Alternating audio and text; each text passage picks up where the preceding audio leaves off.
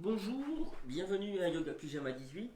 Des petites séances de bon matin pour Facebook à 9 heures. Pour les autres, vous les verrez dans l'après-midi sur YouTube. On peut s'en saisir quand on veut. Et je réponds à la demande des élèves. J'ai proposé aux élèves sur Facebook de me proposer des thèmes s'ils avaient des besoins ou des envies. Et donc aujourd'hui, on va pratiquer, on va s'intéresser aux pieds. On pourrait nommer la séance faire du yoga comme ses pieds. Voilà. Ça me plaît bien, faire du yoga comme ses pieds, parce que ça connote qu'on n'en fait pas bien du yoga, et on a le droit de ne pas en faire bien. Mais ça connote aussi l'idée que les pieds, ils sont bêtes, bêtes comme ses pieds. Ils sont bêtes les pieds dès qu'on les compare à autre chose, et je suppose que c'est les mains. Voilà, j'attrape ma montre. Avec les pieds, c'est plus compliqué. Ou alors je fais singe, c'est-à-dire je suis arriéré. Les pieds, chez un être humain, c'est pas fait pour attraper. C'est fait pour marcher, pour avancer. Ce qui veut dire quoi? Ça veut dire que je fais un petit travail de distanciation. Ça veut dire que on crée une hiérarchie de valeurs et on considère que les mains ont plus de valeur que les pieds. Dans l'absolu, c'est complètement stupide. Alors quand je dis on, c'est la culture bien sûr qui produit ça. Et la culture, elle produit chez nous des représentations, des conditionnements et des croyances. Et c'est ça qui m'intéresse dans cette histoire. Et donc je profite de mes pieds pour en parler. C'est qu'on considère que tout ce qui se fait avec les mains, bien sûr, c'est extraordinaire. Et on ne va rien enlever à la capacité, au potentiel des mains, dans ce qu'elles ont de créatif, et puis dans ce qu'elles ont de potentiel. En revanche, on ne peut pas diminuer une autre partie du corps qui a une autre fonction, et on ne peut pas comparer non plus. Et ça, c'est vraiment passionnant, cette idée-là. Alors, je fais des liens dans tous les sens, tout azimut. J'aime bien aussi l'idée, donc faire du yoga comme ses pieds, l'idée qu'on puisse faire les choses mal. Alors, pas dans le sens de se tromper techniquement, parce que là, on va se faire mal à soi physiquement, on va faire mal au corps, on ne va pas progresser. Donc, c'est pas ce mal-là. Qu'on puisse faire les choses mal, ça veut dire qu'on puisse faire les choses de manière imparfaite, ou semblant imparfaite par rapport à l'autre. Mais l'autre, que le professeur de yoga peut-être, ou un plus grand yogi que moi je ne suis pas trop yogi, j'essaye, mais un grand professeur qui fait très bien les choses, ou peut-être simplement une jeune fille, une jeune femme de 20 ans qui a fait de la gymnastique toute sa jeunesse, qui est beaucoup plus souple que moi. Si je me mets à entrer dans un jeu de comparaison, et donc de valeur, je vais privilégier un aspect des choses. Une chose toute simple, on pratique le yoga chez moi ce matin, ou à partir de chez moi, et j'ai mis mes deux spots pour éclairer, pour que l'éclairage soit à peu près stable, et puis la lumière rentre, là elle rentre par ma porte-fenêtre. Donc ça va produire une image imparfaite. C'est sûr, le contraste va être très fort, même pour mon œil humain si ça passe bien, mais là dès que je mets le bras ça va être très très blanc, et là très très noir par exemple. Alors c'est imparfait. Mais du point de vue de mon ressenti, c'est parfait. C'est-à-dire que c'est le printemps, il a fait froid, le soleil commence à revenir, et ça crée en moi une ambiance, une bonne ambiance. Vous voyez, on est toujours dans une interprétation des choses, et c'est ça que j'essaie de dire. Alors, c'est juste le point de départ, je ne vais pas faire trop long là-dessus, mais ce que je vous dis, c'est pour... en fait, le cœur de ce que je dis, c'est se ressaisir dans sa subjectivité, dans son monde. Alors bien sûr que c'est le monde intérieur, mais ça peut être un peu plus large que le monde intérieur. Je reprends l'image de la jeune femme qui a fait toute sa jeunesse de la gymnastique et qui se met au yoga. Elle va peut-être pouvoir se plier en deux dans ce qu'on appelle la pince. Ça va être très joli d'un point de vue extérieur. Mais peut-être que ce ne sera pas vécu dans sa profondeur. Et donc du coup, il faut toujours voir plusieurs aspects des choses. Si elle fait de la gym, dans le contexte de la gym, ce sera parfait. Si elle pratique du yoga, eh bien, il y aura encore un cheminement à produire. Ce ne sera pas imparfait, ou ce sera imparfait, si, ce sera imparfait du point de vue du yoga, la conscience, le souffle, l'intériorisation, la concentration au long terme. Mais cette imperfection, c'est à elle que ça appartiendra. Et ce sera pour elle une possibilité de cheminement. Donc vous voyez, il y a toujours un aspect duel, on est dans un état de nature, et puis il y a toujours un point de vue de la personne, de l'individu, du subjectif. Sujet, pas en tant qu'assujetti, mais sujet en tant qu'autonome. Voilà, c'est vraiment important. Alors, là, je parle un petit peu quand même des pieds. Les pieds, c'est les orteils. On ne connaît pas trop le nom des orteils d'ailleurs. Pareil qu'il y a des noms, mais bon. C'est le dessous du pied, le coup de pied, le dessus du pied. C'est la cheville. Ah ouais, c'est encore le pied. Oui, non, bon, moi je pense que c'est encore le pied. Puis le genou, ah, c'est encore le pied. Ben oui, puisque ça interagit. Et puis peut-être un peu plus haut. Donc c'est un peu ça qu'on va voir. La séance va être improvisée. Je l'ai préparée mentalement, c'est-à-dire j'ai écrit des choses, mais je ne l'ai pas expérimenté physiquement. Donc forcément, il risque d'avoir peut-être des moments morts. Ce ne sera pas parfait de ce point de vue-là, mais en termes de pratique improvisée, ce sera voilà, dans les valeurs de la pratique improvisée. J'ai ressorti, je le ressors régulièrement, j'ai les revues françaises de yoga qui datent un petit peu, mais qui sont super. Ce sont des recueils de postures, et là c'est équilibre sur les pieds. Peut-être que je l'ouvrirai au hasard pour tirer une posture. Je vous encourage, si vous pratiquez à la maison, d'avoir des espèces de bibles comme ça qui répertorient les postures. Ça c'est pas mal pour s'inspirer et pour pratiquer. Alors dans cette revue française de yoga, je ne sais pas s'ils font toujours paraître, mais c'est vraiment très riche. C'est très très riche au plan anatomique essentiellement. Voilà, j'enlève les yeux de l'ouvrage, sinon je vais me perdre dans les postures, dans la visualisation des postures. On y va pour 1h15. Je pense que je vous ferai une relaxation si on a le temps. Voilà. Alors, qu'est-ce que j'ai prévu? Ah oui, excusez-moi, on ne s'allonge pas. Alors, on va partir comme ça. Si vous voulez bien, on peut mettre les mains un peu dans le dos et sur les côtés si on veut tenir le dos sans problème. Moi, je vous conseille de ramener une fesse en arrière et puis l'autre. Voilà. Si tout va bien, on peut mettre les mains comme ça. On fait ce qu'on veut en fait. Hein.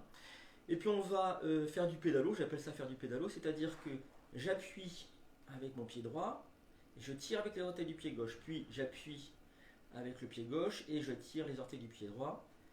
Voilà, on sent que toute la jambe bouge jusqu'au fessier, et je le rappelle, les fesses, ce sont simplement le haut des cuisses. C'est pas trop le bas du dos en fait, c'est plus le haut des cuisses que le bas du dos. Moi j'aime bien cette image-là, ça me rappelle quand j'étais enfant, et que j'étais trop petit pour appuyer sur les pédales du pédalo. Voilà. Alors ça c'était quand j'ai commencé à pouvoir appuyer dessus, c'était vraiment une prise d'autonomie énorme. Ces gros pédalos en métal qui rouillaient, qui étaient repeints chaque année, tout de blanc.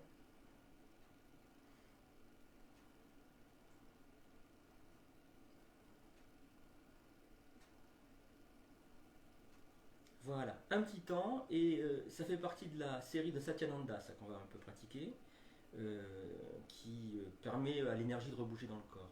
Donc prenez conscience de ce qui se passe au niveau des chevilles.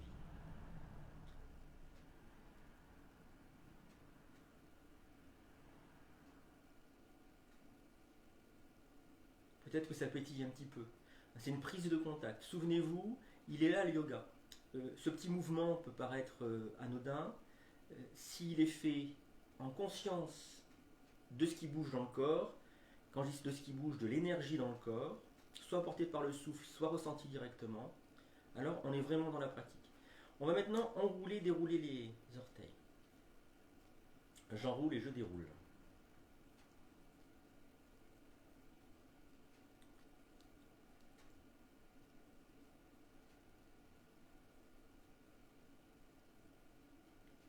On se croirait vraiment à la plage. Hein.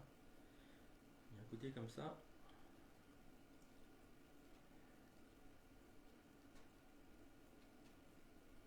Et on relâche. Et on écoute aussi ce qui se passe.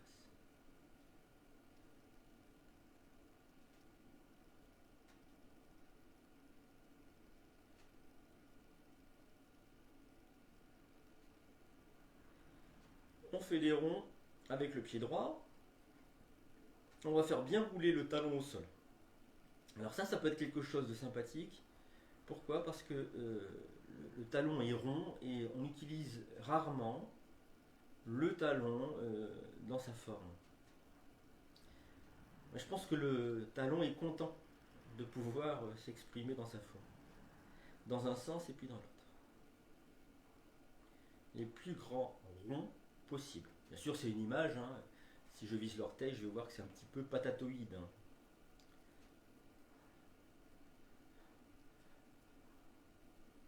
Tac, je relâche. Cheville droite, je l'écoute. Je compare avec la cheville et le pied gauche. Et je perçois, je ressens, je pressens que c'est pas la même chose. Maintenant, le pied gauche.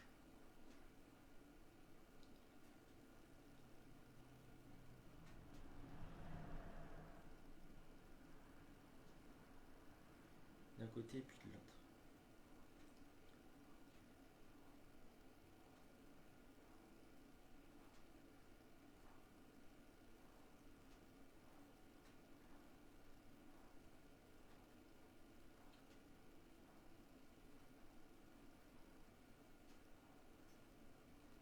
Et je relâche.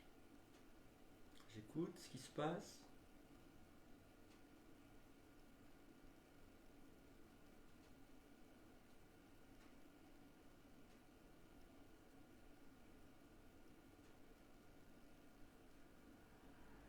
Peut-être que ça produit déjà de l'apaisement au plan mental. C'est ça qui m'intéresse. Hein. Je pars de mes pieds, mais en l'occurrence aujourd'hui, mais ce que je vise, qui est visé dans la pratique, c'est l'apaisement du mental. C'est-à-dire un arrêt de la pensée. Et puis une espèce de flottement, de présence à soi et au monde, sereine, dans la sérénité. On va continuer avec les jambes. Je vais donc expirer, ramener la cuisse droite que j'ai attrapée par en dessous contre la poitrine et je tire les orteils vers moi. Inspire, je tends la jambe et je pointe les orteils. Expire, inspire.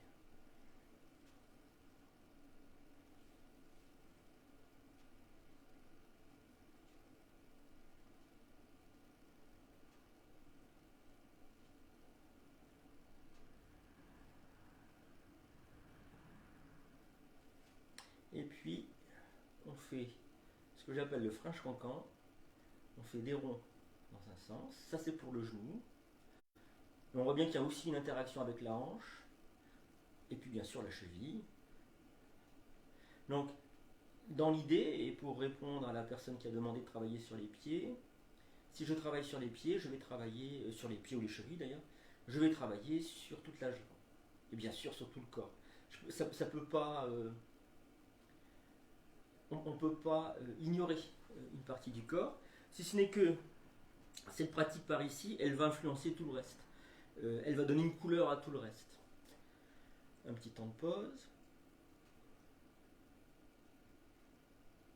Toujours ressentir la jambe à droite, compare avec la gauche.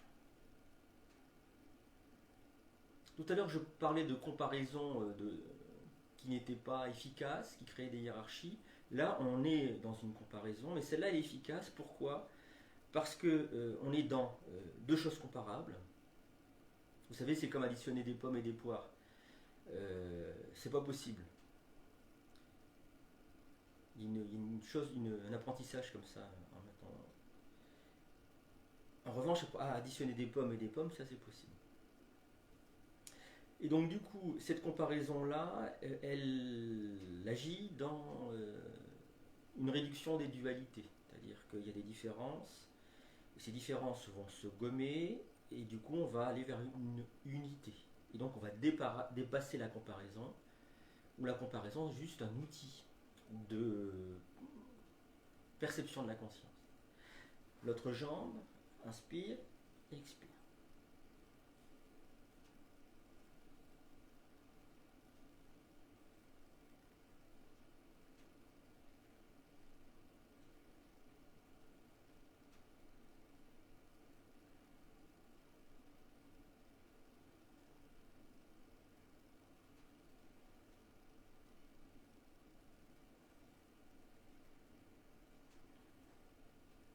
Et on repose.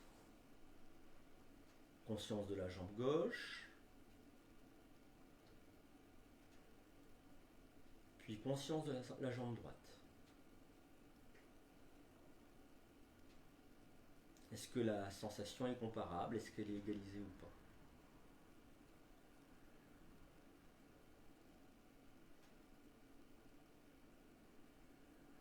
Et du coup, la comparaison ne produit pas de distinction, elle produit, comme au départ, hein, elle produit une unification. Plus ou moins, bien entendu, hein. Rien n'est absolument parfait, en tout cas à notre niveau, je pense. On va continuer. Alors si c'est possible, je vais amener mon pied droit sur la cuisse gauche. Si ce n'est pas possible, je laisse le pied droit au sol. Voilà. On va travailler l'ouverture de la hanche. Et puis peut-être ressentir à l'arrière le sacro-iliaque. Vous pouvez le faire avec moi, hein, que vous ayez la cuisse, le pied sur la cuisse ou par terre. Vous mettez un ou deux doigts sur la hanche, donc dans le pli de laine. Et puis quasiment en face, mais un petit peu en bas. Vous voyez, au lieu que ce soit en face comme ça, c'est voilà, une petite diagonale.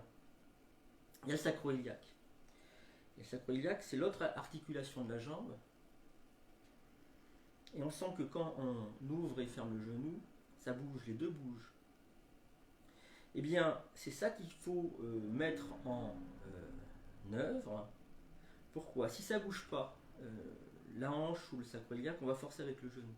Et c'est ça qu'il ne faut pas forcer. Donc si je développe ma conscience de ces deux parties-là, alors après je vais attraper les orteils du pied droit dans la main gauche, avec le coude coudé, la main droite, voilà, tac. Et j'essaie donc de rester conscient de ma hanche à l'avant, si j'ai un problème de hanche, ou du sacro-iliaque à l'arrière, si j'ai un problème de sacro-iliaque, ou des deux. Si tout va bien, bien sûr que j'ai moins besoin d'être conscient. Et puisque je suis un peu sur le thème de l'imperfection, ça devient drôlement intéressant, cette étape-là. Si je n'ai pas de problème de mobilité d'articulation, ni au niveau du sacro-iliaque, ni au niveau de la hanche, alors je vais faire les choses naturellement, sans nécessité de conscientiser les articulations. Si en revanche, je suis bloqué, alors je vais faire un effort de conscience. Et faisant un effort de conscience, bien que peut-être que le mouvement soit moins grand, que le professeur, que la photo, que la jeune femme qui fait de la gymnastique, etc., eh bien, je vais être obligé de prendre conscience et donc entrer un peu plus dans le yoga. Vous voyez, il y a des glissements de potentialité. Je pars peut-être d'un blocage corporel et je vais aller vers une plus grande hauteur de conscience. Ça ne m'empêche pas, bien au contraire. Il y a un retournement des choses, un renversement des choses. L'histoire du retournement dans la pratique du yoga, elle est essentielle. À un moment donné, il y a ce qu'on nomme un changement de paradigme, un changement de point de vue, un changement de valeur.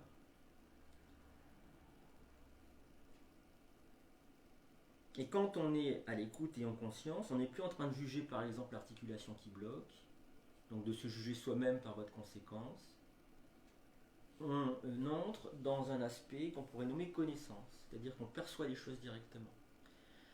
Connaissance différent de savoir. Hein. Je sais que mon sacro-iliaque est là, à l'arrière, je sais à peu près sa forme, je sais que c'est une articulation de contact. Tout ça, je peux le savoir et ça m'aide, bien entendu, c'est pas à rejeter. Mais l'apercevoir, cette articulation directement, en prendre conscience, c'est du domaine de la connaissance et du domaine de l'efficience. Ça va être efficace à ce moment. De l'autre côté, donc le pied gauche sur la cuisse droite ou au sol, et tac, on va. Voilà. Alors moi, c'est là que j'ai mon souci de sacro-iliaque. Et donc ça m'oblige à le conscientiser. Alors, j'insiste sur mon expérience individuelle, c'est celle que je connais le mieux, sans égocentrisme, sans trop d'égocentrisme, j'espère, mais pour donner un ordre d'idée. Cette sacro-iliaque, cette articulation sacro-iliaque dans cet exercice-là, c'est l'aboutissement de 20 ans de pratique en fait. C'est-à-dire que ce tout petit geste-là, avec cette conscience, cette compréhension qui n'est pas aboutie d'ailleurs, parce que le sacro-iliaque à gauche, je le perçois pas complètement, eh bien c'est 20 ans de pratique de yoga, c'est même plus, c'est 23 ans de pratique de yoga.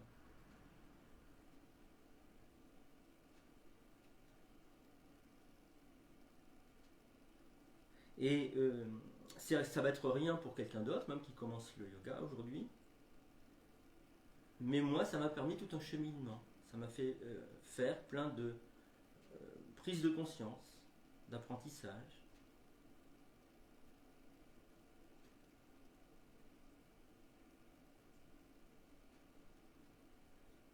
Et vous voyez, on passe, ou plutôt l'imperfection, et pour le coup elle est tangible, elle permet de cheminer. C'est un bon moteur pour avancer. Et puis c'est un moteur en humilité aussi. Pas que je révère l'humilité, loin de là, mais ça remet bien les choses à leur place.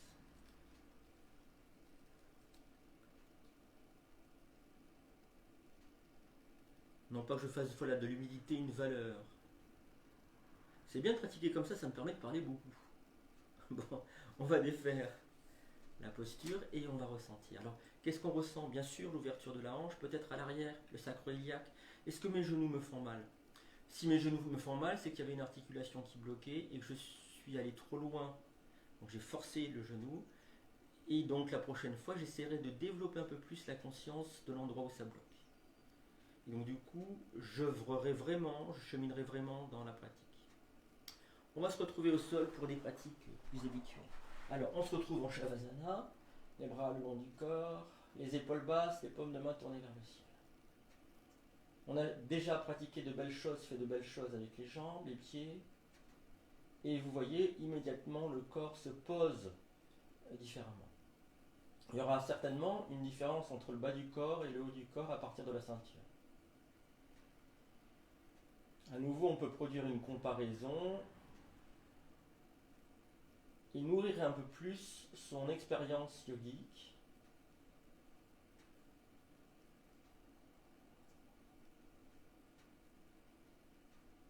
Notamment prendre conscience qu'on peut agir dans la détente corporelle, dans le bien-être corporel. Puisque là, on a un contraste assez fort entre le bas, tout ce qui se situe en bas de la ceinture, et tout ce qui se situe en haut de la ceinture.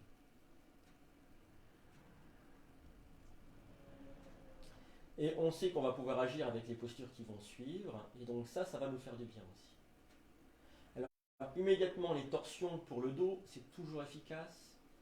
Les bras en croix ou doigts entrecroisés derrière le crâne. Bon, je vous montre si c'est la première vidéo que vous faites avec moi. Tac. Les pieds écartés de la largeur des hanches. Les jambes détendues, ça va être plus facile aujourd'hui de détendre les muscles. Donc les pieds s'enfoncent dans le sol, donc le creux lombaire revient en contact avec le sol. Et la respiration devient yogique complète. L'inspiration monte dans le haut du dos, dans le haut de la poitrine, conscience des tensions. L'expiration redescend dans le bas du dos, je relâche. Peu à peu, le dos pèse au sol. J'entre dans la posture.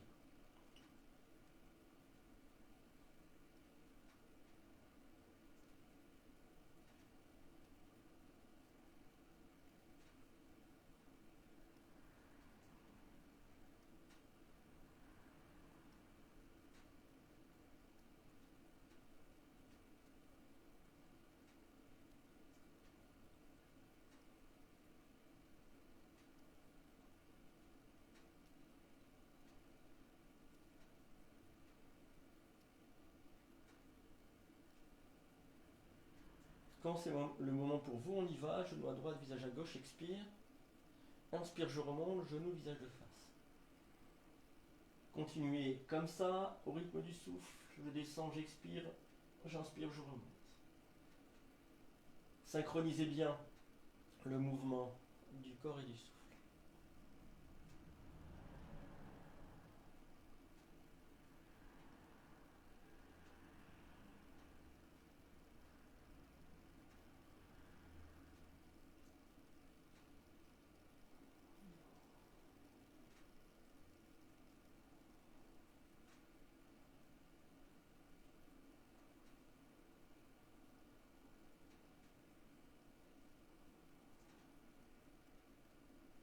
Puis je vais déposer les genoux à droite, le visage à gauche.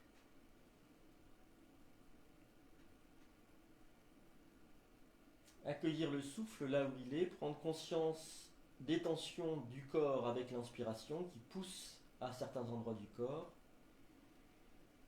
Et puis essayer de libérer ces tensions, de les lâcher avec l'expiration.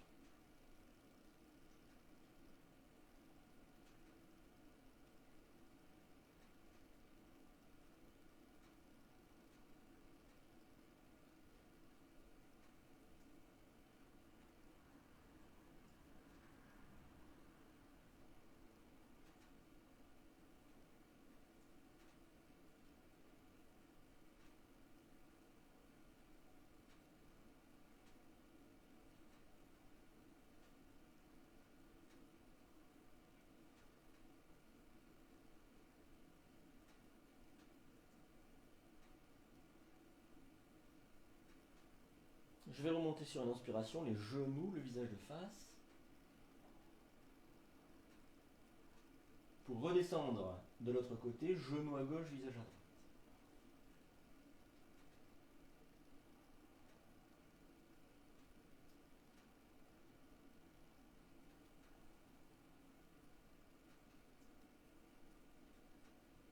Reprenez immédiatement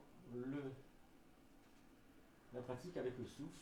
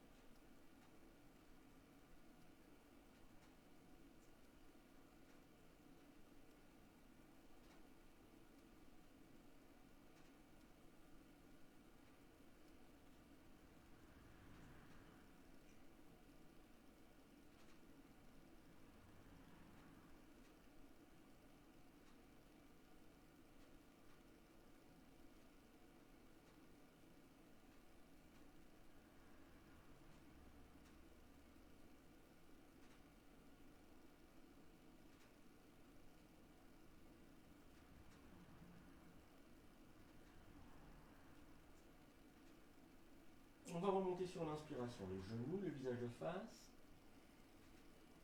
Attrapez le crâne dans les mains, dos en direction de la nuque, coude en direction du ciel. Soulevez la tête, bougez de droite et de gauche pour bien libérer les muscles qui longent la colonne, puis redéroulez la colonne au sol, les épaules, le crâne. Allongez-vous un instant.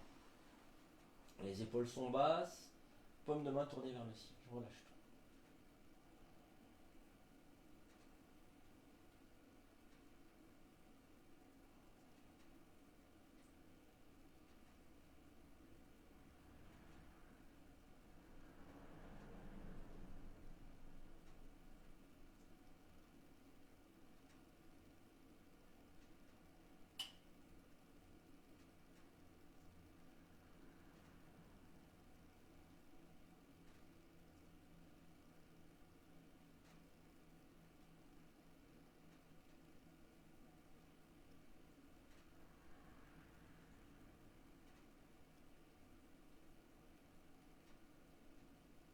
Puis, si vous souhaitez, vous allez pouvoir vous étirer, bâiller, soupirer.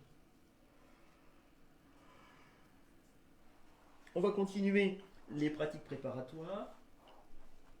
Vous allez, s'il vous plaît, ramener les plantes de pied en direction des fessiers, coller les pieds l'un contre l'autre, c'est-à-dire que les arêtes sont en contact avec le sol, les arêtes des pieds. Les hanches se s'ouvrent avec les genoux. Les genoux s'ouvrent avec les hanches. Ça va tirer sur les hanches. Alors, on fait le lien entre les pieds et le creux lombaire, ça c'est vraiment intéressant. Dans l'idée que les pieds, c'est pas que les pieds. Si les pieds sont légers, alors le creux lombaire est un peu plus prononcé. Si j'enfonce mes pieds dans le sol, alors le creux lombaire revient en contact avec le sol. Essayez ça plusieurs fois pour être sûr de ce qui se passe. Vous relâchez la pression des pieds au sol, puis vous appuyez au sol avec les pieds. Et vous voyez, à chaque fois, le dos, le bas du dos réagit. Ce qui veut dire que les pieds, c'est aussi le bassin et le bas du dos. Ça, c'est important. Il y a une interaction directe. Et sachant que le bas du dos fonctionnant avec aussi le sacrum, donc le bas de la colonne vertébrale, et on sait que le sacrum fonctionne avec l'arrière du crâne, c'est-à-dire l'étirement de la nuque et de toute la colonne vertébrale. Ce qui veut dire que par voie de conséquence, si on remonte à la source, les pieds fonctionnent avec l'arrière du crâne. Et ça, c'est tout le redressement du corps humain. Ah, c'est fantastique. Puis vous allez alors laisser les pieds appuyés au sol. Mais au lieu d'appuyer les pieds avec les muscles, vous allez essayer de détendre les muscles des jambes. Et naturellement, les pieds vont s'enfoncer dans le sol, sans que vous soyez obligé de passer par un effort musculaire. Là, vous aidez de la gravité et de la détente musculaire. Et en effet, quand les pieds vont bien s'enfoncer dans le sol, alors le creux lombaire est plus ou moins en contact avec le sol, la rétroversion s'est produite, et l'arrière du crâne, lui aussi, appuie au sol. La nuque s'étire. Tout ça à partir des pieds. On va initier ce mouvement, inspire, les bras partent au-delà de la tête, en passant par le ciel, expire, les bras reviennent le long du corps. Le mouvement est tantrique dans le sens qu'il met en œuvre la Kundalini, la remontée de l'énergie du bas du dos vers l'arrière du crâne, du coccyx vers l'arrière du crâne.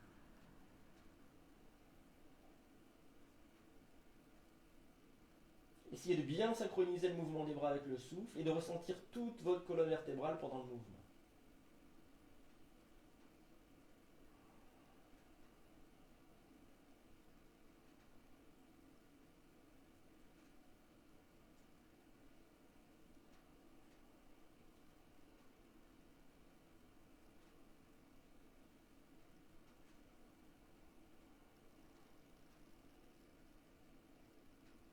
Et puis on va laisser les mains au-delà de la tête si c'est possible, les coudes en contact avec le sol. Donc redescendez les bras sur les côtés si les coudes sont décollés. Voyez si les jambes sont toujours détendues, si les pieds s'enfoncent toujours dans le sol. Détendez vos jambes, laissez les pieds s'appuyer au sol, laissez les hanches s'ouvrir.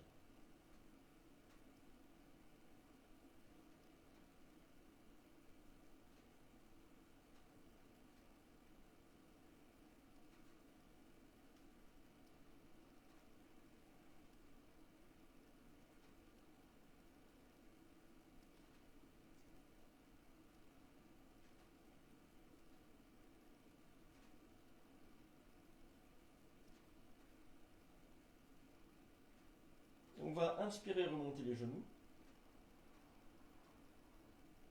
Expirez, ramenez les bras le long du corps, bras pliés, coudés, et s'allonger un instant.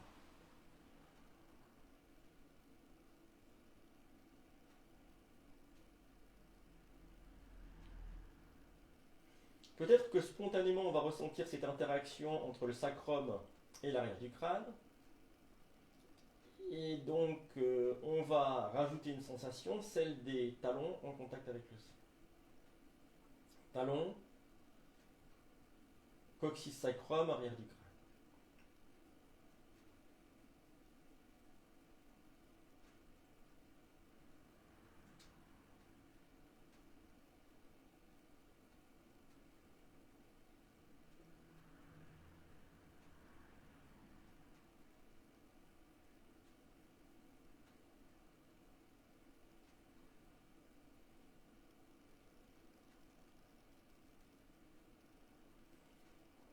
Et puis on va pouvoir s'étirer, bailler, souffler.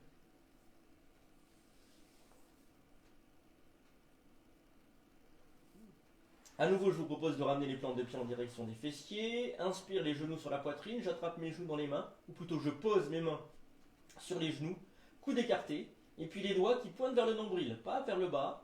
Alors quand je dis sur les genoux, bien sûr, c'est sur les genoux tibias, ou sur les genoux du côté des tibias, pas sur les genoux, voilà, faut que ça pèse. Les gros orteils en contact, le temps de laisser s'ouvrir les hanches. Dès que les hanches sont ouvertes avec les genoux, je relâche le contact des gros orteils pour pas créer de tension musculaire inutile. Souvenez-vous, on essaie de dissocier les muscles, de relâcher tous les muscles qui ne servent pas et de tonifier les muscles qui sont utiles. Conscience du souffle, on respire maintenant dans le petit bassin très certainement, et sur les inspirations, ça pousse sur les hanches, ça les masse. Les hanches sont ouvertes, on a fait un gros travail déjà sur les hanches, donc c'est pas mal pour la pratique. Et puis quand c'est le moment, on commence un peu à tirer sur les genoux, on laisse aussi peser les bras, hein, ne soyez pas trop dans une contraction des bras, laissez-les agir avec leur poids, et on ramène les cuisses sur la poitrine. La respiration devient yogique complète et on comprend bien en ce moment-là que la posture n'est pas qu'un travail sur les hanches, mais aussi sur tout le dos. Il s'agit de déposer le dos au sol. Les épaules restent basses, c'est important.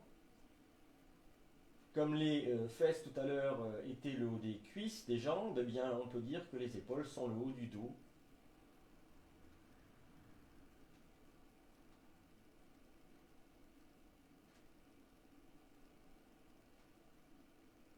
Si c'est possible pour moi, je glisse mes genoux dans le creux des coudes avec les doigts qui vont pendre vers le nombril. Et là, la pression est beaucoup plus forte, y compris la pression du souffle dans le dos.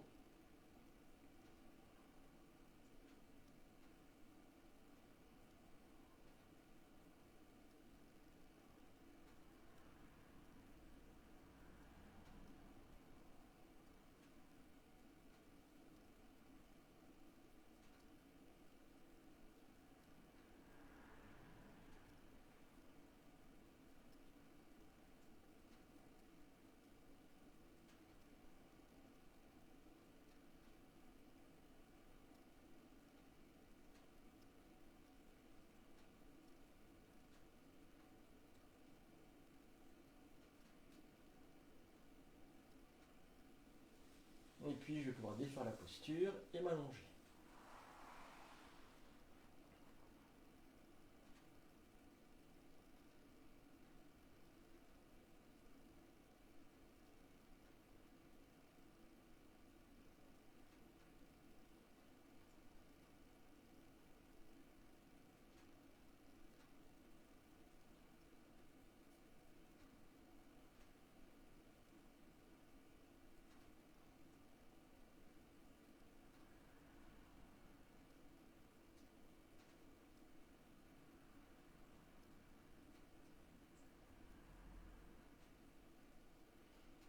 Et puis, si vous souhaitez, vous allez pouvoir vous étirer, bailler, souffler.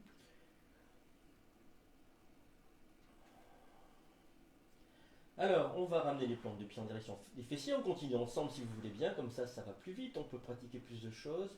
Et puis, c'est plein de pratiques qu'on a déjà vues, donc qu'il n'est pas nécessaire d'expliciter précisément, ou plutôt de montrer avant, parce que je l'explique assez précisément.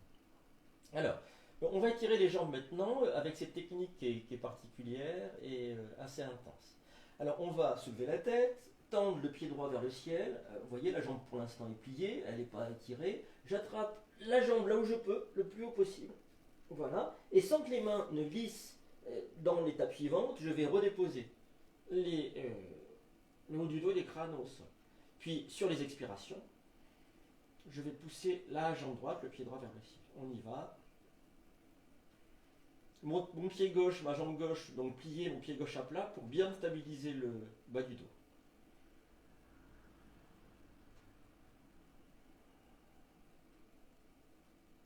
C'est la séance un peu torture, ça tire fort.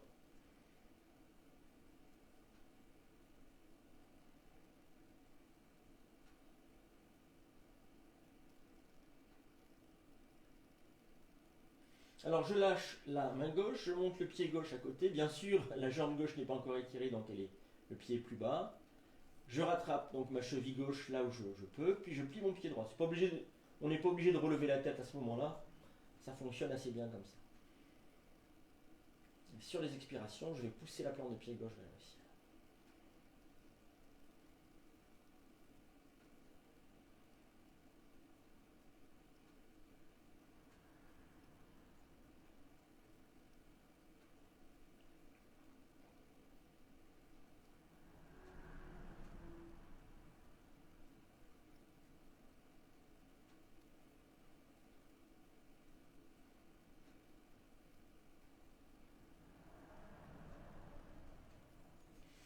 on peut lâcher la main droite, monter le pied gauche à côté, la jambe droite à côté du pied gauche, et puis voir que les jambes ont retrouvé une taille identique, à moins d'avoir une jambe plus courte que l'autre, bien entendu, c'est-à-dire qu'elles sont étirées à peu près pareil.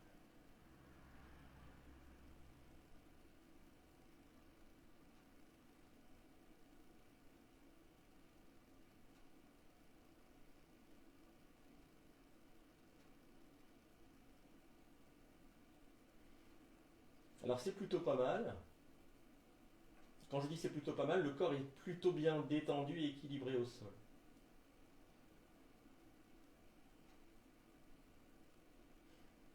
Voilà. On peut s'arrêter là quasiment quand on veut pratiquer tous les matins ou avoir une séance un peu plus courte. Il suffirait ensuite de produire un équilibre, ce qu'on va faire d'ailleurs tout à l'heure, pour avoir vraiment le corps complètement équilibré. On est dans cet équilibre-là, on peut dire qu'on est en état de méditation. Ça peut être une, comment dire, une expression de la méditation, un corps parfaitement équilibré sans plus de dualité, hein, sans presque plus de dualité. On a toujours des trucs qui vont nous rester longtemps. Alors on va pouvoir s'étirer, bailler, soupirer, et puis on va venir s'asseoir, si vous voulez bien. Voilà. Alors, je me mets de profil parce que la posture, voilà. Je vais vous montrer juste une fois. La posture, elle s'appelle Ayayay Asana, sachant que Asana en sanskrit c'est la posture et Ayayay c'est quand ça fait mal. Et donc vous allez voir la posture qui fait mal. Bien entendu, elle ne s'appelle pas comme ça, mais je me souviens plus de son nom. Donc ça c'est marrant, on risque pas donc de se faire mal, de s'abîmer quelque chose, mais ça risque pour certains d'entre nous d'être assez intense. Je vous montre juste sur une fois, et après on pratiquera ensemble. Donc je suis en Vajrasana. Déjà c'est compliqué, ce ne sera pas évident pour tout le monde, peut-être impossible, donc si c'est impossible, ne pratiquez pas bien sûr l'exercice. J'ai le dos des mains sur les cuisses, j'inspire, je monte les bras vers le ciel en regardant le ciel, je retourne les orteils, et là, expire, je viens m'asseoir sur mes talons. Et à ce moment-là, aïe aïe aïe, voilà, pendant une respiration. Puis inspire, je repars. Là, ça soulage. Et expire, je viens à nouveau m'asseoir sur mes talons en Vajrasana. Sur mes talons, c'est mal dit, mais on verra ça tout à l'heure. Là, je reste une respiration, puis je repars, et je vais rester 2 respirations quand je reviendrai, puis même chose, 3 respirations. On n'ira pas au-delà de 3. Alors, si vous n'avez pas trop de soucis de cheville, de genoux, de hanches, asseyez-vous en Vajrasana. La Vajrasana, le geste, la posture de la foudre ou du diamant, on donne 2 traductions, c'est vraiment une posture de méditation à part entière. C'est une posture reine.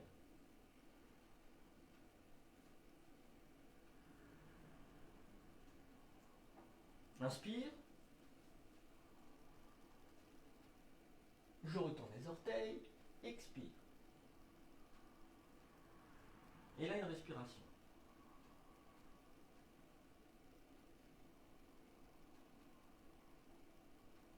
Inspire.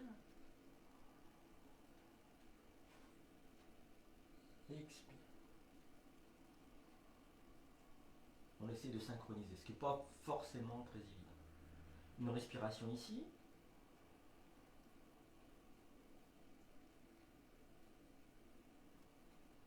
Ah, j'ai oublié de retourner les orteils. Donc 2 respirations ici.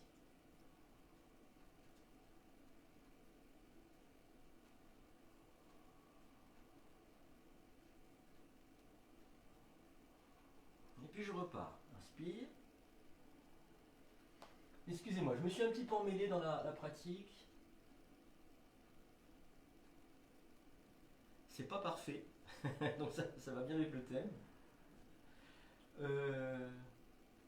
C'est qu'il s'est passé quelque chose dans ma tête et qui était pas mal. Donc là, une respiration, et puis je reprends le fil. Après, on va rester 3 respirations, orteils retournés. Inspire. Je retourne les orteils. Voilà, et là, on va rester 3 respirations. Peut-être qu'on ne sera pas tout à fait synchrone, vous et moi.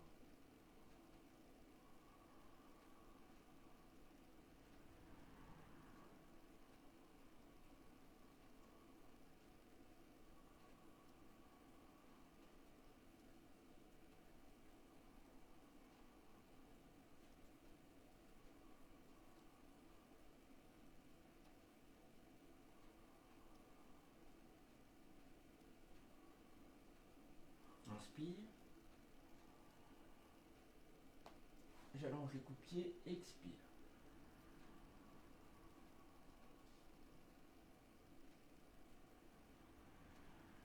Si tout va bien, restez en Vajrasana. Si vous n'êtes pas à l'aise, en revanche, défaites la posture à l'instant.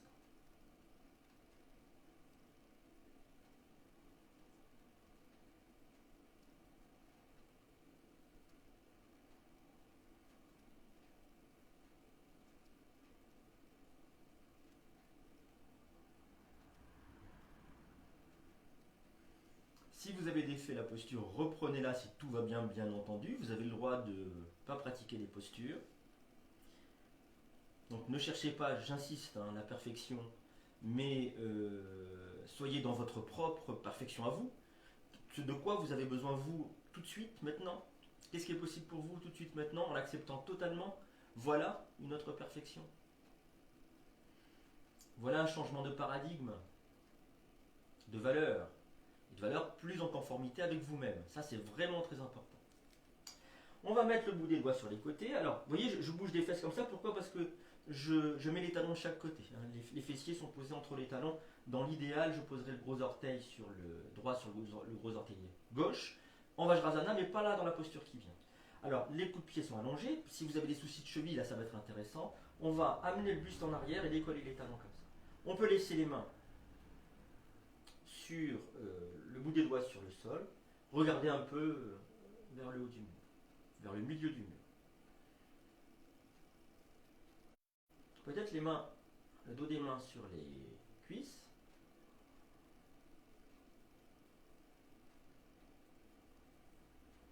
Peut-être le bout des doigts à l'arrière du crâne. On redresse un peu plus.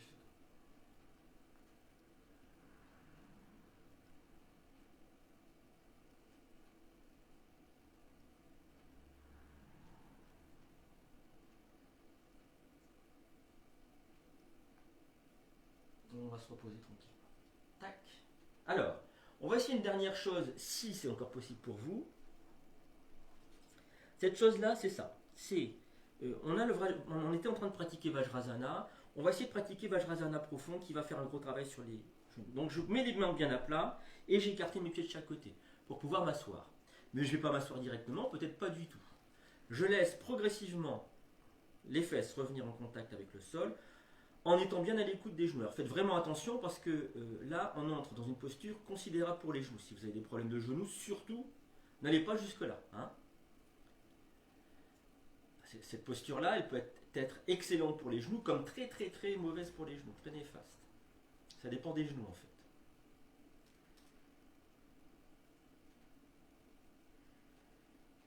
Voilà. Peut-être que je pourrais poser les mains sur les cuisses.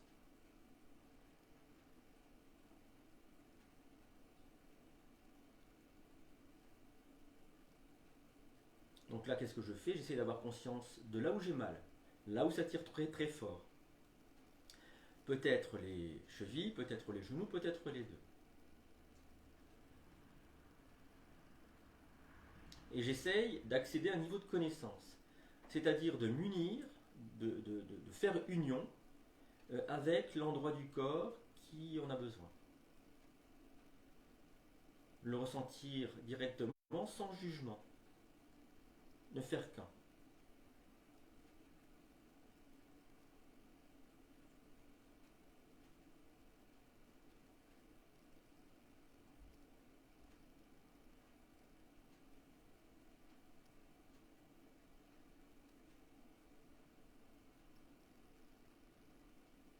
Tout aussi délicatement, on va sortir de la posture.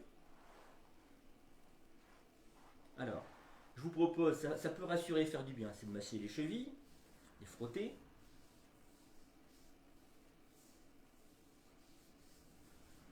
Alors, quand je masse les chevilles, quand je les frotte, bien sûr, ça fait du bien au corps physique, mais ça fait aussi du bien au corps mental.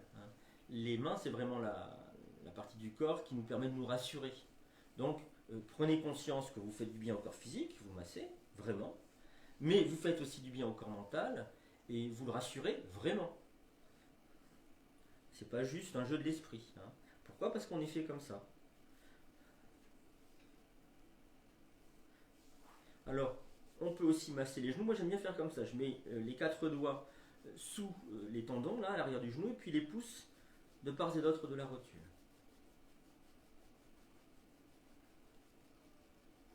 Et pendant que vous faites ça, vous pouvez envoyer beaucoup d'amour, d'intelligence, de gentillesse envers ces parties du corps, puis de reconnaissance, de gratitude.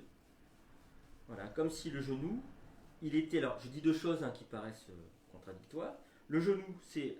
On a une capacité à s'unir à lui, comme s'il n'y avait pas de différence, et en même temps, il y a une distanciation, une possibilité de dissociation.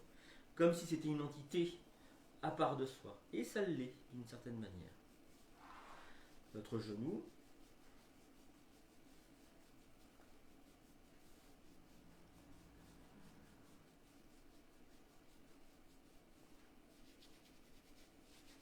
Voilà, et puis on va passer debout si vous voulez bien. Alors, je cherche l'heure. Alors, posture assez simple. Ce qu'il faut, on la réglera ensemble, ou vous la réglerez avec moi si c'est nécessaire. Donc j'écarte suffisamment les pieds. C'est à peu près 1,5 fois à 2 fois la largeur des hanches, d'accord? Et puis les pieds sont en canard. Alors, ce que je vais faire, c'est venir sur la pointe des pieds. Vous voyez, et puis là j'ai réglé, j'ai bougé naturellement mes pieds. Voilà. Et ce que je vais faire, c'est donc soulever les talons, ça va faire travailler les cuisses très fort, mais aussi les genoux très fort. Ça c'est intéressant. Et puis je peux mettre les mains en namasté. L'inspiration a tendance à redresser le haut du dos, puis l'expiration, alors basculez bien le bassin en rétroversion. Poussez bien le bas-ventre devant vous. Et on retrouve cette interaction pied, bas du dos, arrière du crâne.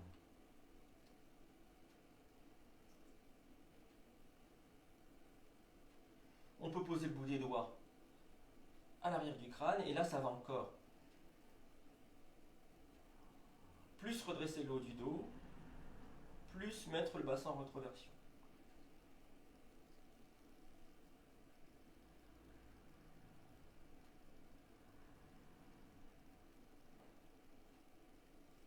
Et poser peut-être aussi le dos des mains.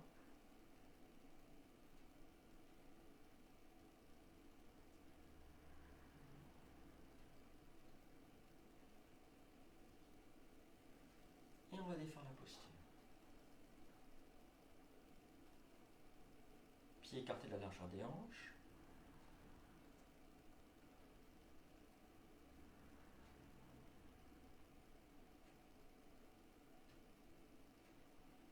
Vous voyez comme le corps s'organise, se structure, se redresse de lui-même à partir des pieds.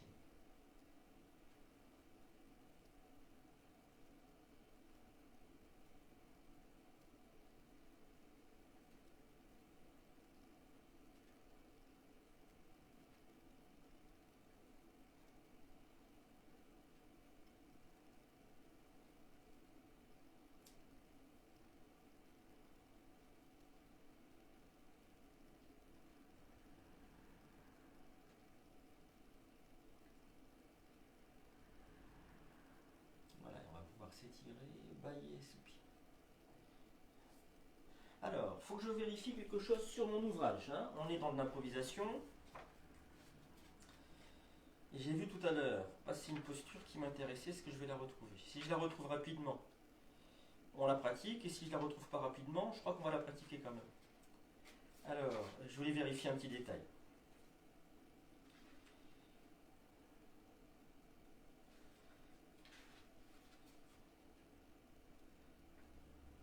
En fait, c'est un détail de pied serré ou pas. Bon, c'est pas grave. On va y aller quand même. Non, les pieds sont pas serrés. Alors, on y va ensemble si vous voulez bien. Vous allez voir, c'est pas compliqué. On va poser les mains au sol, puis on va soulever les talons. Là, le ventre devrait être contre les cuisses. Soulevez le visage, regardez vers l'avant, et posez l'arrière des doigts sur le crâne. Alors non, je dis une bêtise, on ne regarde pas vers l'avant, c'est ça. On regarde vers le sol.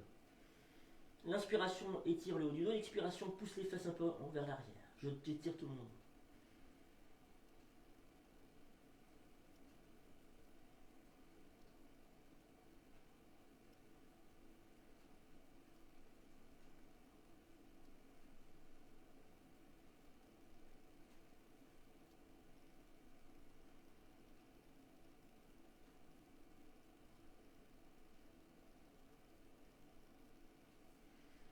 va poser les talons, prendre appui des mains sur les genoux. Et on redresse. On peut aller jusqu'au ciel si on en a envie.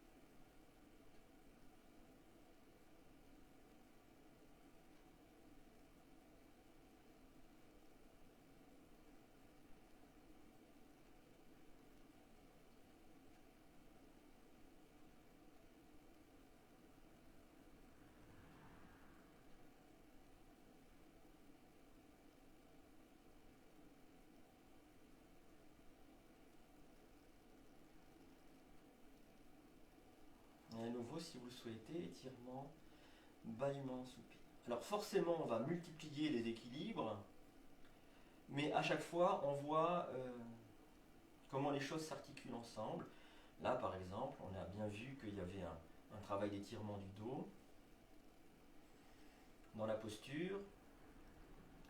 Voilà, il y a des choses qui se jouent un peu différemment. Prochaine posture, à nouveau on la prend ensemble si vous voulez bien. Alors, là, je vais vous faire entrer dans la posture en plusieurs étapes. C'est la posture de la cigogne, où il s'agit d'attraper le pied à l'arrière, de fixer un point devant soi avec les yeux pour ne pas tomber. Il y a plusieurs étapes et on peut s'arrêter bien entendu à l'étape que l'on veut, ou alors aller jusqu'au bout de la pratique. Alors, je commence à prendre appui sur le pied gauche qui est ouvert, on y va ensemble. Je transfère le poids sur le pied gauche. Pourquoi pas s'arrêter là d'ailleurs, c'est déjà un équilibre. Je fixe mon regard là sur le mur qui est en face. Si c'est possible, je vais attraper mon coup de pied droit dans la main droite. Je pourrais m'arrêter là en mettant la main gauche contre la poitrine, en namasté. Si tout va bien, je passe la main gauche à l'arrière, j'attrape le tout, et le talon vient contre le fessier. Les épaules déjà partent en arrière, les omoplates se rapprochent.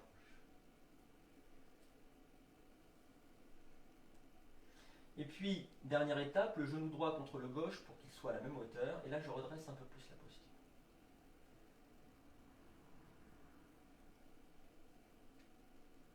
J'étire fort la cuisse.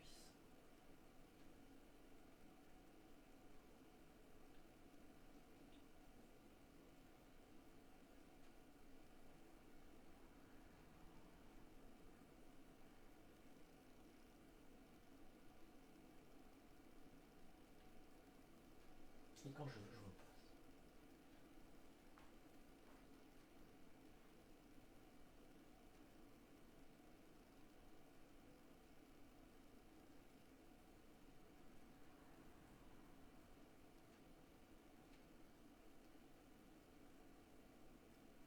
Alors, on a très certainement étiré le psoas iliaque dans la posture là, à droite, du côté droit. On sent bien qu'il y a une rétroversion plus prononcée du bassin, on décambre un peu plus à droite qu'à gauche. Et donc du coup un redressement du dos, l'épaule droite aussi qui part un peu plus en arrière.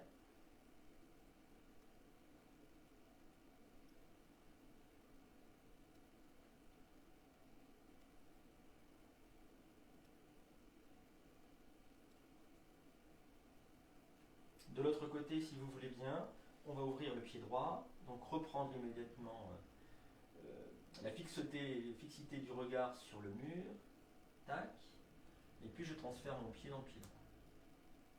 Je pourrais rester comme ça dans la posture, si je me sens bien, c'est ça qui est essentiel, hein, c'est d'être vraiment centré, et on n'a pas besoin d'aller plus loin.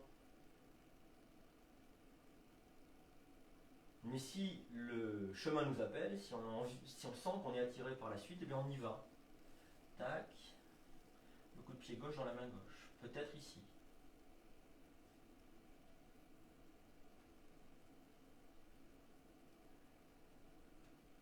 Peut-être la main droite sur le tout.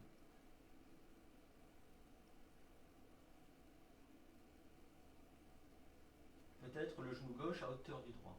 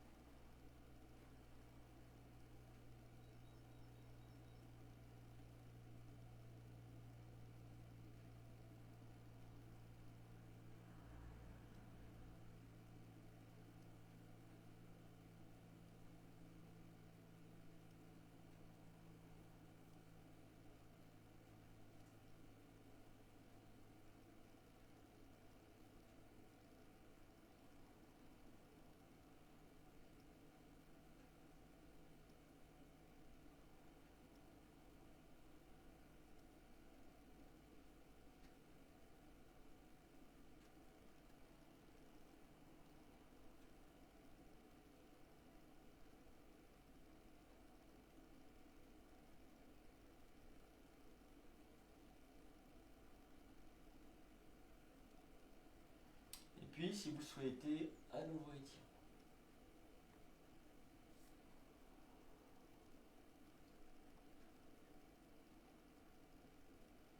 Alors, on va continuer par une posture. J'ai noté le nom qu'on appelle. Ah non, ça je ne l'ai pas noté. Alors, c'est une posture d'équilibre, à nouveau, qu'on va pouvoir prendre à partir de du lotus.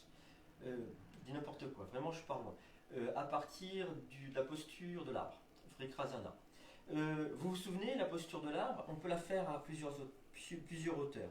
On peut poser le talon gauche sur le coup de pied, le talon droit sur le coup de pied gauche. Voilà, et ça c'est la posture. On sait que l'intérêt de la posture d'équilibre, comme tout ce qu'on effectue là, c'est l'opportunité d'un équilibre mental, d'un apaisement mental, voire d'une méditation profonde. Alors, si je suis à l'aise ici, je reste là, mais peut-être que je vais pouvoir et avoir envie de monter un peu plus haut. Tchac. Le talon droit juste sous le genou gauche. Et puis peut-être que je vais pouvoir aller encore un peu plus haut et poser le pied droit sur la cuisse gauche. Voilà. Alors ça c'est le tout début, mais ce que je vais faire c'est plier un peu le genou gauche. Et du coup il va y avoir une action, donc n'allez pas trop bas, il va y avoir une action sur le genou gauche en l'occurrence qui est plié. Moi je vous propose de ne pas dépasser les orteils du pied gauche. C'est-à-dire que quand je vais plier mon genou gauche, si je regarde et si je mets un fil de plomb, je serai pile poil à la hauteur de... Voilà. Je crois qu'il ne faut pas aller plus loin pour ne pas se faire mal au genou. Mais l'intérêt, c'est qu'on va tonifier le genou, on va le muscler. Alors, ça j'ai aussi... c'était une interrogation assez longue et j'ai fini par comprendre que, en fait, la santé du genou, elle dépend des muscles et de l'environnement du genou. Tout ce qu'il y a autour, les muscles, donc les ligaments, les tendons. Plus les ligaments, les tendons, les muscles vont bien, sont toniques, mieux le genou fonctionne.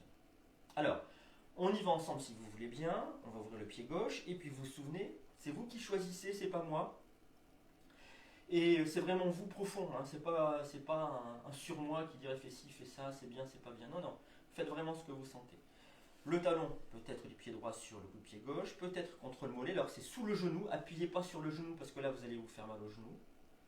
Et si c'est possible d'aller plus haut, alors ça c'est la posture authentique on va dire, le pied droit en demi-lotus, voilà. Puis les mains en namasté, et tac je plie un petit peu le genou, un tout petit peu.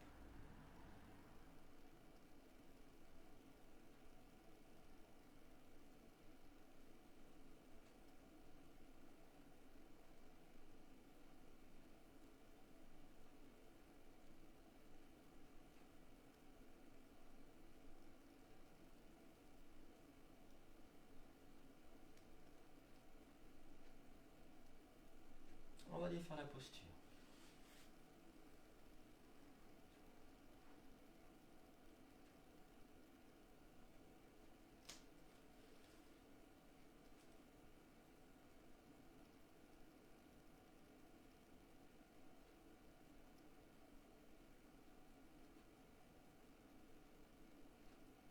Restez bien présent à ce qui est saillant en termes de sensations chez vous, hein. Ce qui est remarquable.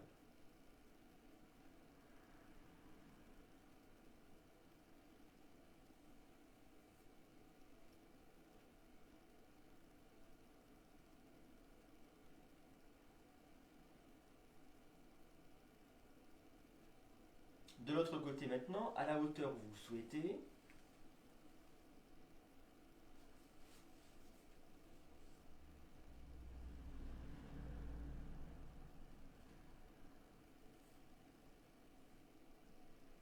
et pliez légèrement le genou.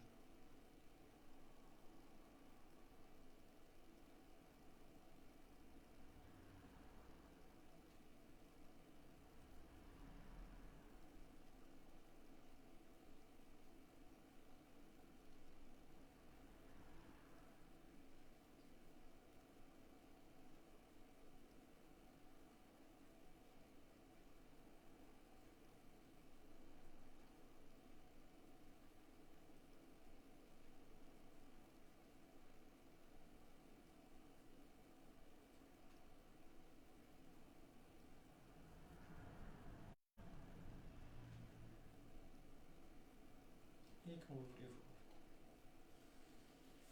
Tac, on se repose.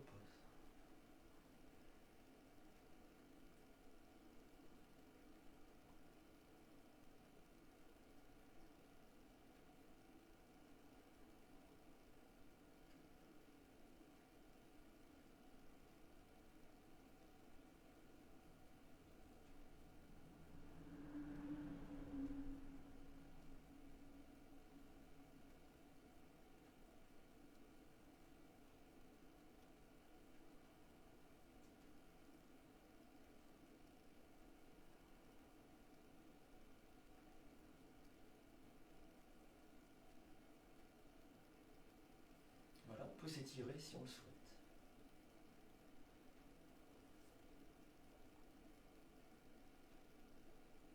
Alors, pied écarté, bien 2, presque 3 fois la largeur des hanches. On va pratiquer la torsion en triangle.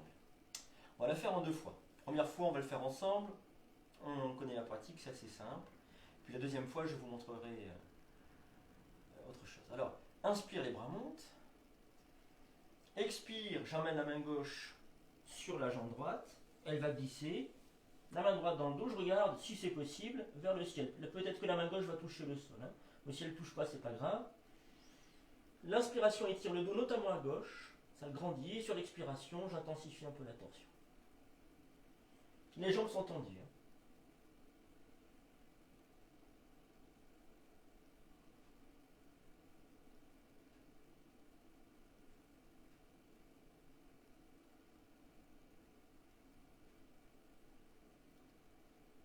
Puis inspire, je remonte. Toujours bras tendus pour partir de l'autre côté. Main droite qui glisse sur la jambe gauche.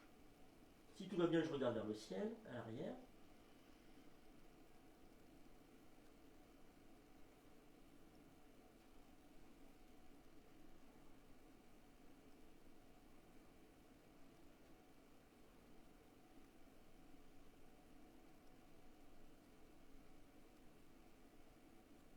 Inspire, je remonte.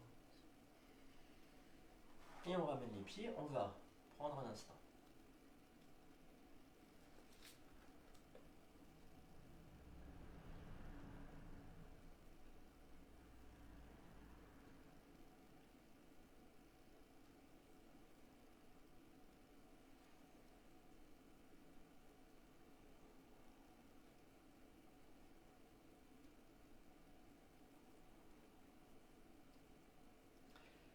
Et je vous montre la suite. Alors, la suite, c'est une posture que j'ai découverte pour la première fois ce matin, que j'ai pratiquée pour la première fois ce matin, qui s'appelle 3 équerres en rotation. Voilà, c'est cette posture-là que j'avais notée. Donc j'ai à peine expérimenté ce matin, sans préparation, et on va voir ce que ça donne. Alors, je crois, hein, parce que là, pour le coup, c'est moins sûr. J'écarte un petit peu moins les jambes, parce qu'il va s'agir de garder un équilibre sur une seule jambe dans la même posture. Donc j'inspire. Je monte les bras, expire, donc je vous montre, tac, j'écarte un peu plus. Voilà, je suis dans la posture de torsion. Je vais regarder le sol pour garder l'équilibre, et puis je vais transférer le poids sur la jambe droite.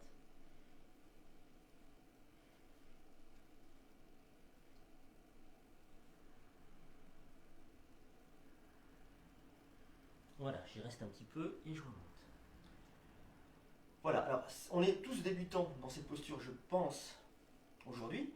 Y compris moi, c'est drôlement intéressant parce que vous voyez, il y a des petits écarts, des petits machins qui se font, c'est pas parfait. Hein. Vraiment, je mouline cette histoire de pas parfait. C'est pas parfait, mais c'est très riche. C'est-à-dire que dans ce petit déséquilibre que j'ai eu, il y a plein d'informations. Et donc il y a plein de questionnements. Alors pas des questionnements avec des pensées. Les pensées, elles viendront quand ce sera le moment pour organiser les choses, mais ça viendra. Il y a plein de questionnements dans le corps et dans la conscience. Dans le corps à partir de la conscience. Et donc là, il y a une vraie expérience. Hein. On parle souvent d'expérience, faites l'expérience de ceci ou de cela. Mais là, il y a vraiment une expérience ou une expérimentation. Avec une observation, sans préjugés, de rien du tout. Alors, si vous voulez, on y va ensemble. Donc, vous voyez déjà un petit apprentissage par rapport à ce matin. Hein. C'est que l'écart, c'est à peu près 2 fois la largeur des pieds, des hanches, pardon. Et donc, ça a l'air de fonctionner, ça a l'air. On verra plus tard. J'inspire, je monte les bras. Expire, donc je laisse glisser la main droite La main gauche sur la jambe droite, j'essaie d'aller au sol, et puis la main droite qui regarde vers l'arrière. Là, je laisse le visage, le regard tourné vers le sol pour ne pas tomber. Ça va faciliter l'équilibre. Et puis, je transfère le poids dans la jambe droite tendue. Alors, pourquoi pas rester comme ça, juste le gros orteil en contact. Et si je peux, j'essaie de soulever la jambe gauche. Il semblerait que ma main gauche soit devant le pied droit.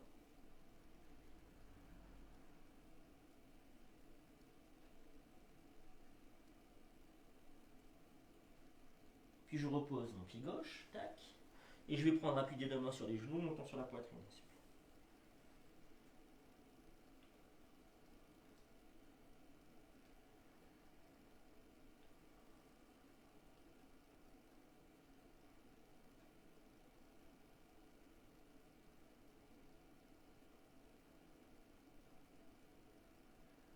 On repart de l'autre côté, les bras.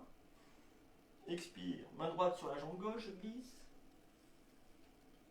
Je transfère le poids sur le pied gauche et si je peux, tac, je soulève la jambe droite sur le côté.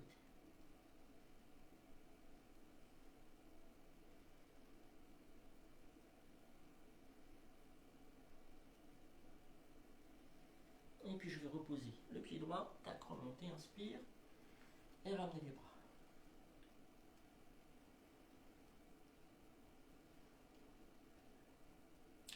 Je reste dans une pose yogique. Et je laisse la posture, l'expérience faite, se décanter. Infuser le corps, on peut le dire comme on veut.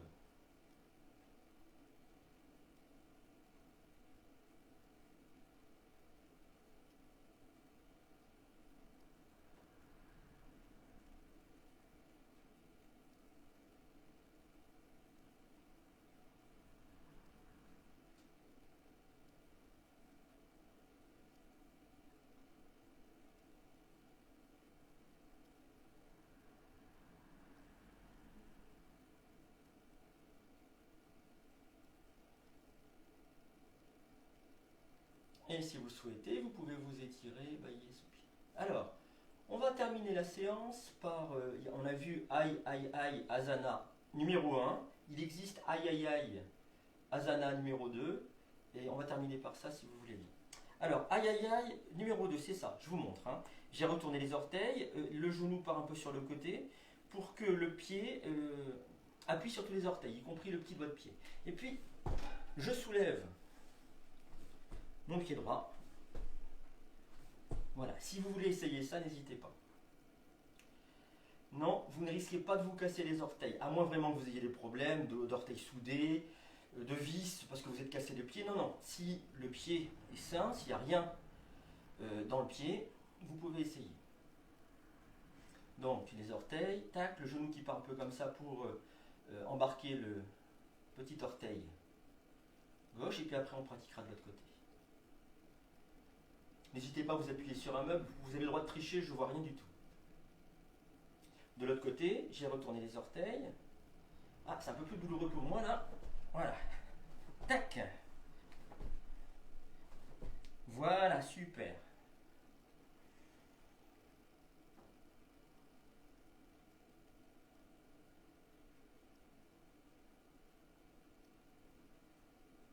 Eh bien, il est l'heure. Je vous remercie. Voilà, j'espère que vous avez fait du yoga comme vos pieds, ou comme un pied. Et puis je vous dis à demain matin pour les personnes sur Facebook, et puis à demain après-midi, je pense, pour les personnes sur YouTube. Et demain, ce sera une pratique sur le ventre. Alors comment perdre du ventre? Ça, c'est une question qui m'a été posée. Certainement une réflexion un peu désagréable parce que j'ai pris un peu de ventre pendant ces confinements, j'en suis certain. Et donc le ventre, les abdominaux, mais aussi la symbolique du ventre est toujours intéressante. Et c'est toujours intéressant d'y revenir. Portez-vous bien, très belle journée à vous. Au revoir.